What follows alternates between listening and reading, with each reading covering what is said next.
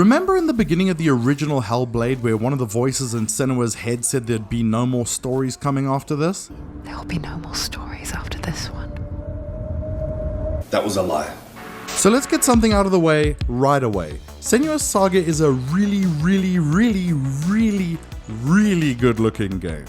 Possibly the best I've ever seen. And it knows it too, maybe to a fault, but I'll get back to that in a moment. What you need to know is that Hellblade: Senua's Sacrifice now has a sequel that's come to Game Pass on day one, and they've swapped the title order around this time. Senua's Saga is many things, but first, I want to tell you what it's not.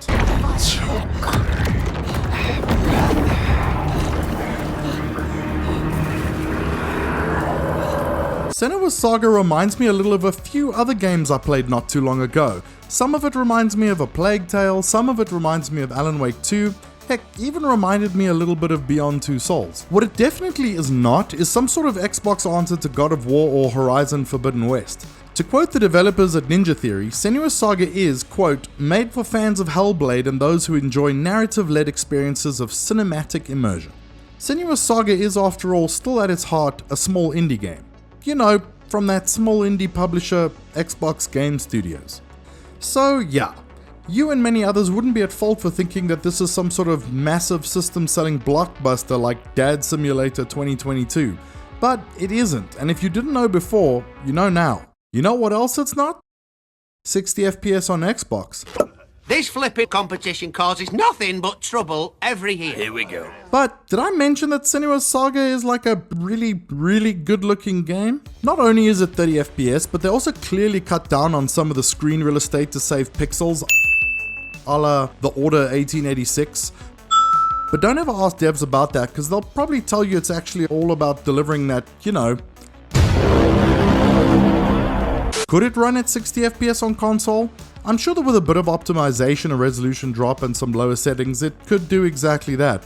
But in my experience, keeping at 30 FPS was worth it because it's jaw-dropping on a large 4K TV, hitting crisp resolutions and delivering visual quality at a variety of scales that we've never really seen before. Now look, 60 FPS is awesome, and of course it should be available if it could be, but this isn't really the kind of game that you need 60 FPS to enjoy. But I'm not going to go too far down that road because I can already hear people picking up their pitchforks. It's not often that you're shown an almost unbelievably impressive showcase of alleged gameplay graphics, only to play the real thing later and discover that it looks even better than what you saw before.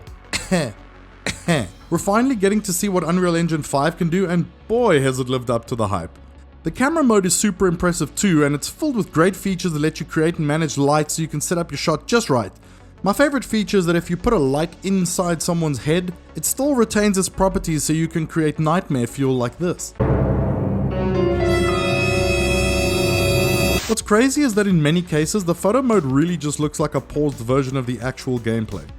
Also, in cutscenes, you expect the creators to manage incredibly high character quality by completely boxing in the scene to stop your console from exploding because it's handling too many polygons, but I had my mind blown when photo mode during an up-close high-quality cutscene allowed me to do this. One might say that it's unreal.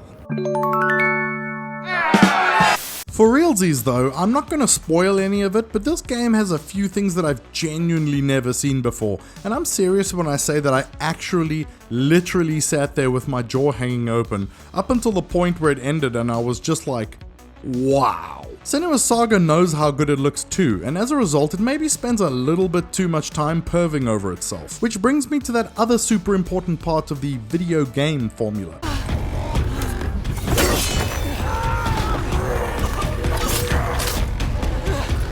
There will be a few gamers out there who don't understand what kind of game this is, only knowing that it's some super impressive looking exclusive, and will find themselves disappointed by the lack of traditional action-adventure gameplay they may have expected. A lot of Senua's Saga's gameplay is made up of walking. Walking and jogging. Your plan is in pieces.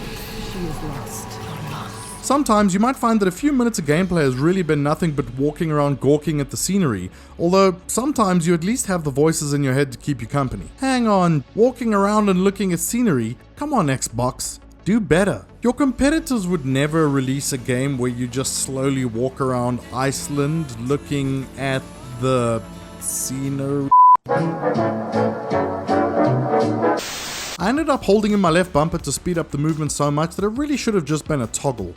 It can be a little boring sometimes as a result, especially when some of the puzzles also offer little more than the need to walk around and check a few boxes, bubbles. There's a path hidden. Not anymore. However,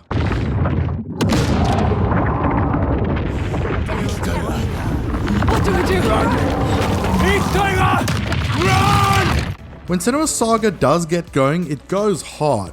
The game has some immensely epic set pieces that are super exciting and visually astonishing all at once.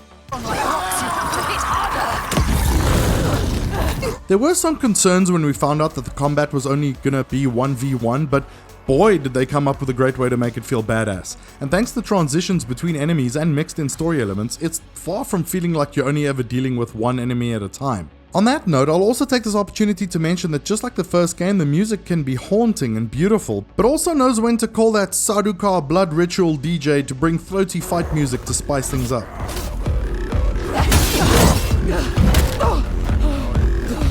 Go! We know it.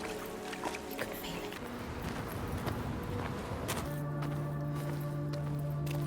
The combat system is familiar, and I feel like it could have had a little bit more to it. You essentially have the ability to parry, dodge, and do light and heavy attacks. Once you build up enough shiny blue mirror power, you can destroy your enemies with a flurry of attacks. Unlike the first game, there's no penalty for failing like before, and really there's also no major evolution in the gameplay. Puzzles feel quite similar, needing to line things up around you to find symbols or change surroundings to get around and solve the puzzle. The voices in Senua's head also serve as occasional puzzle guides, whether you like it or not. I guess if Senua doesn't get to choose if she hears them, then neither do you. Something that felt like a bit of a step back to me was that the level design, while beautiful, varied and fascinating, just isn't as interesting as it was in the first game. It sort of feels like how low budget movies got more creative because of the limitations that challenged them and not the other way around. So the graphics are really great, the music is awesome, the gameplay is good for the most part, so that just leaves us with the story and overall experience. Now, I can't reveal too much here, but I was surprised to find that Senua's Saga is a lot less intense than I remember the first game being, and feels a lot less lonely and isolated. Like the first game, the story plays out over a relatively short 6 to 7 hour campaign, which some will find perfect while others won't. However, the game has a little trick up its sleeve when it comes to replayability once you've finished it, but I won't go into that in this video. When it comes to how things play out, a little more agency and choice would have been welcome, as it's pretty straightforward, especially when the voices in Senua's head talk to her about the important choices she needs to make or what she should or shouldn't say, only to have it play out without your input. On one rare occasion that I was given a choice, I blew it because I didn't even realize it was a choice. Luckily, I was able to load back. Either way, this isn't a game where your choices have a significant impact, so you should just know that going in. I'm still really impressed at how the developers at Ninja Theory effortlessly tackle concepts of mental health by representing them in different literal and metaphorical ways in the game, in a way that really does work, and it fits in so perfectly without ever feeling weird or preachy. It's impactful while also being impressive from a design point of view. I'm still really not sure if it's just me, so I'll have to wait for others to play it, but as I mentioned before, this really doesn't feel anywhere near as heavy as my experience with the first game, and that could be a pro or con, depending on who you ask. As someone who gets as much enjoyment out of super immersive, cutting-edge audio-visual experiences as I do, I really love the experience and wow factor of Senua's Saga. As a video game, it still had a lot to offer, but I can't help but feel that aside from a few really impactful and epic parts of the game, it's not going to bury itself in my memory quite the same way that the first game did. Senua's Saga has some shortcomings, but as a cinematic, narrative-driven video game experience and sequel to 2017's Hellblade, it delivers exactly what it promised on the box. Well, if it had a box. After Halo Infinite, Redfall, Forza Motorsport and Starfield, Xbox still needs its first big proper win since Forza Horizon 5. Senua's Saga is a hell of a showpiece for Xbox, but the limited nature of its concept means it likely won't be able to go toe-to-toe with the big hitters on other platforms, but for now, it's still a win. Thanks so much for watching. If you enjoyed the video, hit the like button to let me know. Don't forget to subscribe and check out some of the other videos on our channel. I'll see you soon.